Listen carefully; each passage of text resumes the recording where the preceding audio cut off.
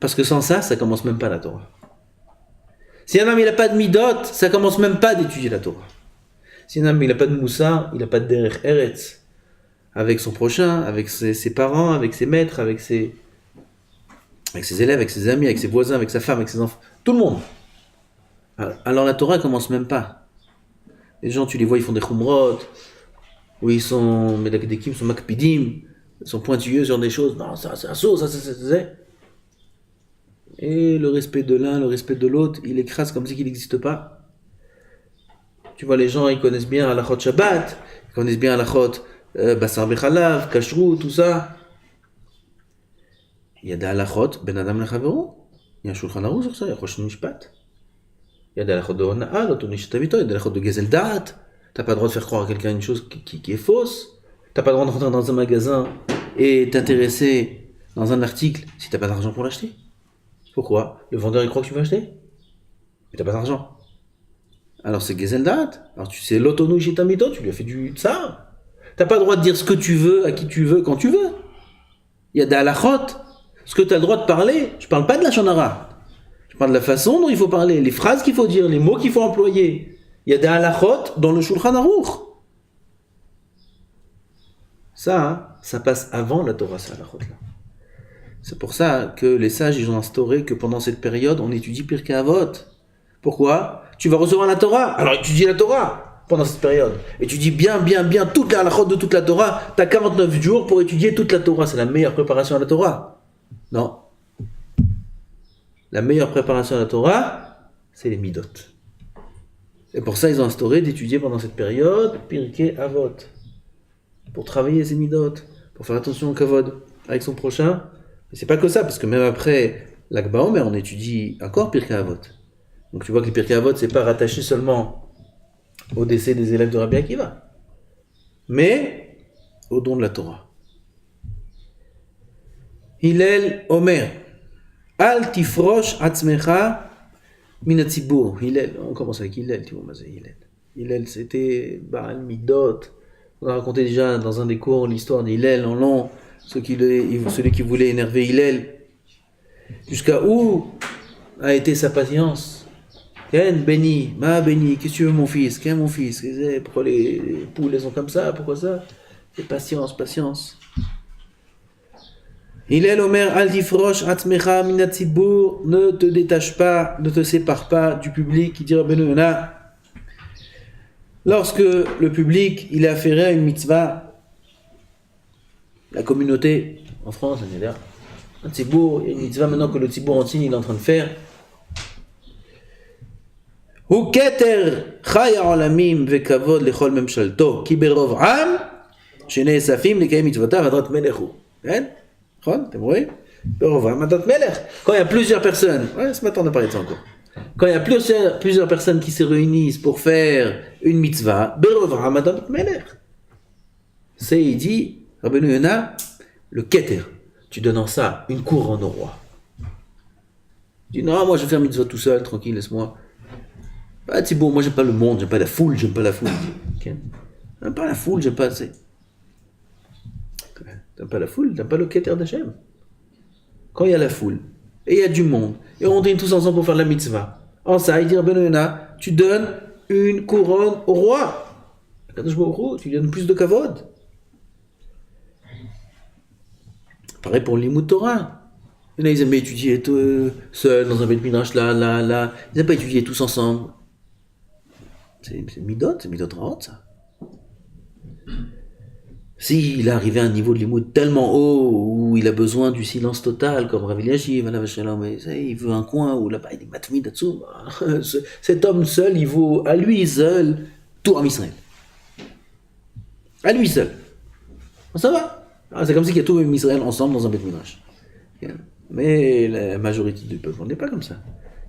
C'est vrai qu'il faut s'associer avec les autres pour enjoliver la mitzvah. Quand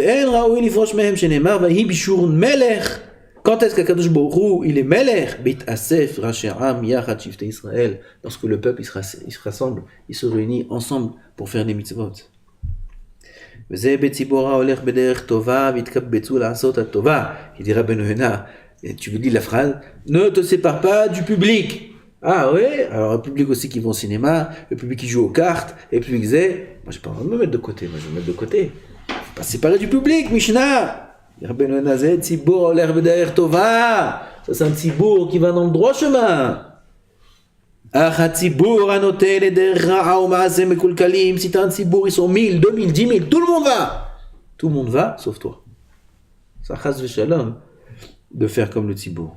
Ah, mais tout le monde fait. Ah, mais tout le monde. Aujourd'hui, quand on m'a dit des gens, j'ai parlé un petit peu dans un bureau du danger de l'Internet, de Badad, que ça rend l'homme, Badad, isolé. Oui, il est seul, il est isolé avec les réseaux sociaux, et plus c'est développé, et plus un homme il est seul, etc., etc., etc. Alors ils m'ont dit, qu'est-ce qu'on fait? Qu'est-ce qu'on fait? Déjà, à la maison, faire attention à ce qu'on rentre. On rentre la télé, on rentre, c'est ça un problème. Tu rentres la télé, alors on n'est plus en famille, on est devant l'écran. On est tous ensemble devant lui, devant l'autre, ensemble. On n'est plus en famille, on parle plus ensemble. On rentre pas à la télé, on fait attention aux ordinateurs, on fait attention à ça, à ça. Je parlais un petit peu, pas shoot. Tu vois, on peut pas être pas préhistoire, je sais pas ce qu'ils vont sortir. Hein, primitif. J'aurais dit je suis pas primitif. Moi j'ai pas de télé. Je suis primitif. J'ai l'air primitif. Je suis avec les bâtons, des trucs. Ah, on est bien, on est normal, des costumes bien propres. Pas primitif. Parce que celui qui a pas de télé aujourd'hui, il est primitif. Vous vous rendez compte de la définition? Mais on peut pas. Pourquoi? Tout le monde a la télé.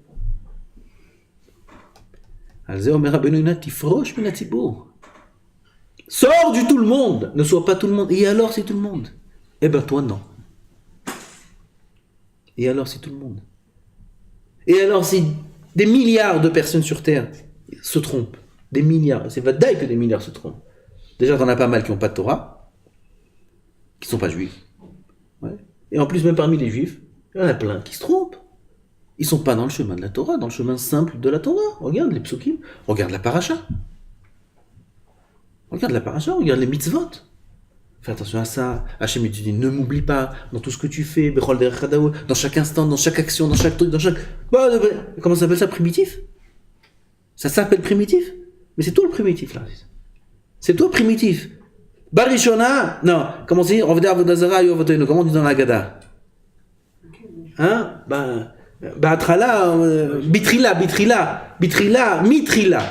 Mitehila, ovde Avodazara, yovotenu.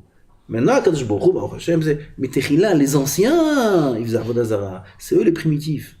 Ceux qui faisaient Avodazara, c'est Mitrila, c'est les anciens. Aujourd'hui, Baruch Hashem, on a un Dieu, on a un peuple, on a des mitzvot. C'est eux les primitifs. Quoi, celui qui a pas de télé à la maison, il est primitif, mais ça va pas la tête.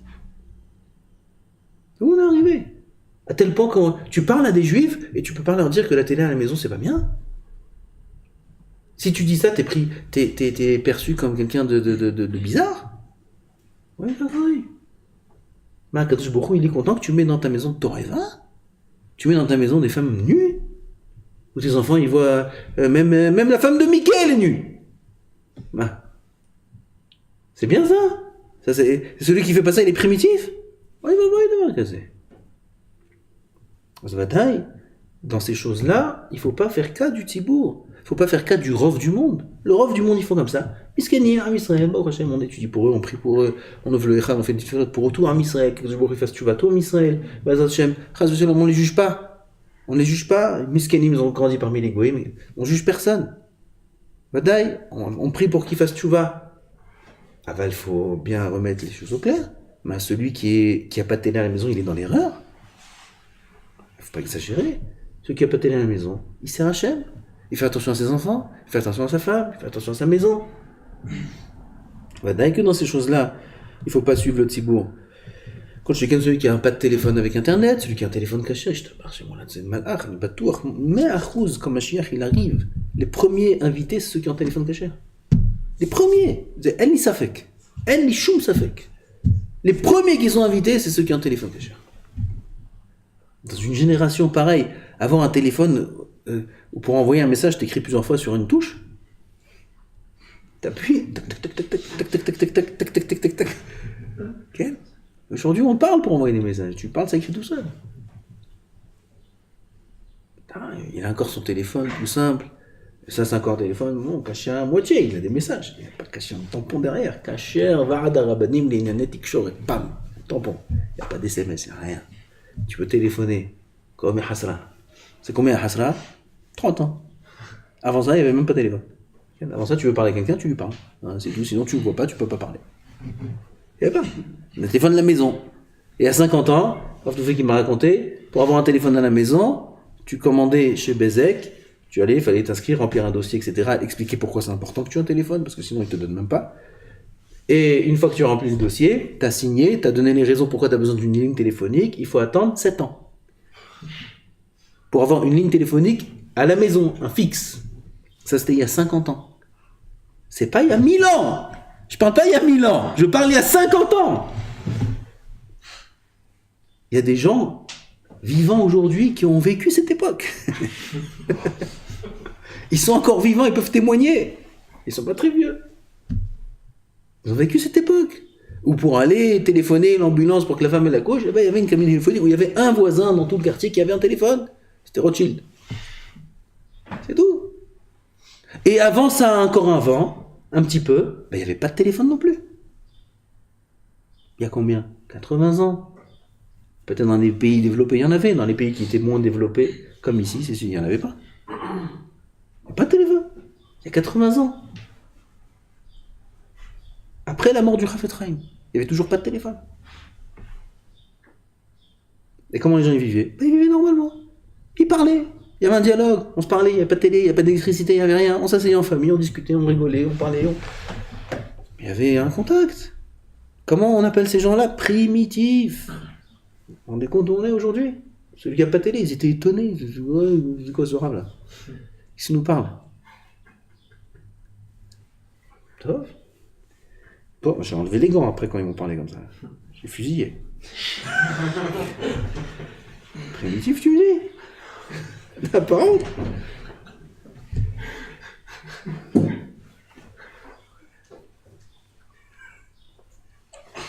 Encore une fois, je suis pas en train de juger personne. Celui qui a la télé, il est misken. Ah, il a la télé, psader. Ah, au moins qu'il soit conscient de ça. Au moins qu'il a la télé, qu'il éteint. Et à ses enfants qui arrivent, à sa femme, fais un repas en famille. Fais un repas en famille. Non, l'autre il est là-bas avec son sandwich, l'autre il est là-bas avec son chocolat, l'autre il est là-bas avec son téléphone, avec sa manette, avec sa console. L'autre a l'étage du dessus, l'autre a l'étage du dessous. Là, il n'y a plus rien du tout. T'as la télé, ok. Oh, t'as la télé, ok. T'as l'internet, ok. Mais fais une pause. Fais une pause, un moment, on s'assoit en famille, la maman elle prépare un repas, le papa il vient, on s'assoit tous ensemble, on parle une petite heure. Qu'est-ce que t'as fait à l'école? Qu'est-ce que t'as fait ça? Fais attention. Investis, ne coupe pas tous les contacts. Un tibour, un public, des gens, une communauté, peu importe, un quartier, où les gens, ils sont détournés vers le mauvais chemin, et leurs actions, elles sont mauvaises. Il ne faut pas s'associer à eux, il ne faut pas se joindre à eux. Au contraire, tout le contraire, celui qui s'écarte de celui qui se met à l'écart, même s'il est seul, c'est Meshubbar, sur ça c'est bien. Le Rambam dit qu'un homme il est,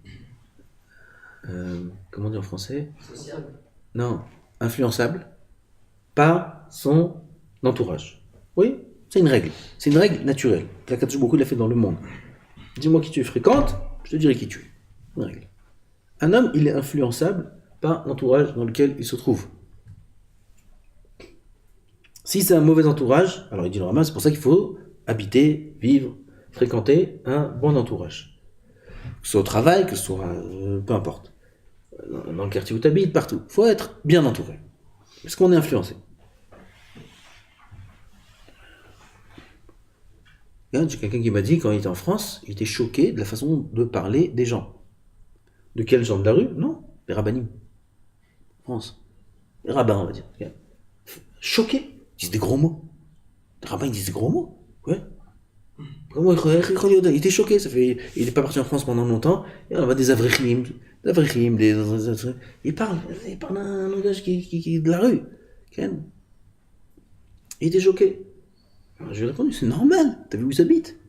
Tout le monde pas comme ça. Tout le monde comme ça rentre. Doucement, doucement, ça rentre. Moi, je connais un rave, il dit des gros mots dans ses cours. Des gros mots vulgaires. Des gros mots, vrais, pas. Des vrais. Pourquoi? Le public, c'est toute la journée on lui parle de ça, c'est la façon de parler des gens, etc. À la fin ça rentre. Ça pénètre, là, il y a des pores dans la peau. Oui, et ça rentre. Ça rentre dans la tête, ça rentre dans l'esprit, ça rentre dans le cœur, ça rentre dans les veines. Ça rentre. C'est une règle. Le Rambam, il dit un homme, il est influencé par la sviva dans laquelle il se trouve. Il dit le Rambam, c'est pour ça que si un homme il est dans un mauvais entourage, qu'il se sauve dans une autre ville. Il dit le Rambam, si l'autre ville, elle est aussi mauvaise, alors qu'est-ce qu'il fait? Il prend un billet d'avion, il change de pays. Il dit le Rambam, mais si le pays aussi il est mauvais, tout ça c'est mot à mot dans le Rambam, il rote. Et si le pays aussi il est mauvais, c'est-à-dire il a été, ni la ville, ni le quartier, ni le pays, ni rien, tout est mauvais, il dit le Rambam, qu'il aille dans le désert. Qu'il aille habiter dans le désert, Bamidbarot, ou Bameharot, ou dans une grotte, qui se trouve une grotte, sur la route de En-Gedi, là-bas il y en a plein dans les montagnes, t'as des grottes là-bas, prends-toi un générateur, électricité, mets-toi une tente, va habiter dans la grotte. Tov, nous, Bémet, qu'est-ce qui va habiter? Ça c'est primitif, ça. Alors si j'ai dit ça aujourd'hui, bon, moi si j'avais dit ça encore. Okay. Peut-être tu aurais habité dans une grotte. C'est les Mefarshim qui disent, la grotte c'est Beth Midrash. C'est Kavanat Rambam. Si un homme il est entouré d'un mauvais entourage, okay, alors peut-être à l'époque il pouvait habiter dans les grottes alors qu'il le fasse. Aujourd'hui c'est impossible d'appliquer ce Rambam à la lettre, ça n'existe pas. Personne ne peut. C'est un fou, c'est un ours. On ne peut pas habiter dans une grotte. Alors qu'est-ce qu'on fait? Les Mefarshim ils disent, comment on applique ce Rambam aujourd'hui? Où tu veux aller? Ils disent, Beth Midrash. Va dans le Beth Midrash. Dans le Beth Midrash, là-bas tu as un bouclier. Tu es protégé. Là-bas tu vas prendre la Torah, tu vas prendre les Midot, tu vas prendre le Moussar, etc. Ça te donne une protection pour ne pas être atteint par l'entourage. Ça c'est pour l'homme, celui qui est marié, qui est sa femme et ses enfants. Sa femme, elle est imprégnée par le mari, par la Torah du mari, par la vira, comme on dit, l'ambiance qu'il met à la maison. Oui, les ondes qui dégagent de lui quand il est à la maison. C'est une maison de Torah. Alors, c'est une maison de Torah. Sa femme, elle est imprégnée par cette Torah. Torah, ça ne veut pas dire un Dafka Avrer. Oui, Torah, ça veut dire un Yerushalayim, quelqu'un qui a du Derech Eretz, quelqu'un qui étudie la Torah, qui est Kovea Etim la Torah. Dans sa maison, il parle des divrei Torah pendant les repas. C'est pas forcément quelqu'un qui étudie la Torah toute la journée. C'est quelqu'un qui est imprégné de Torah. Et celui qui s'écarte d'eux, Areze Meshubach, Valzamar Yirmiya Navi Alav Shalom, Mi Teneni Bamidbar. Yirmiyahu Navi, il vivait dans une période, dans une génération qui était très difficile, la génération de la destruction du Beth Amikdash. C'était une génération d'impies, de Rechaim, où ils n'écoutaient pas Yirmiyahu Navi, ils l'ont attrapé, ils l'ont jeté dans un puits, tellement qu'ils en avaient marre d'entendre son moussa. Ouais, il lui disait à lui, primitif, ils sont tous morts, lui, il est resté vivant. Et après ils l'ont tué. On attend un bim. Yirmiyahu Hanavi dit, Mi teneni bamidbar malon orhim.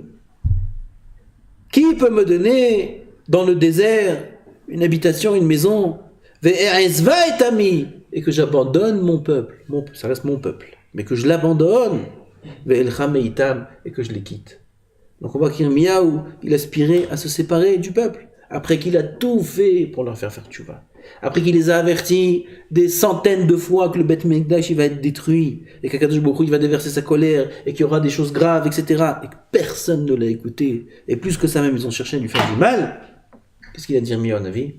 Qui peut me donner une maison dans le désert, que je me sauve de... On voit de là qu'il faut faire attention de s'écarter, même si c'est le peuple entier.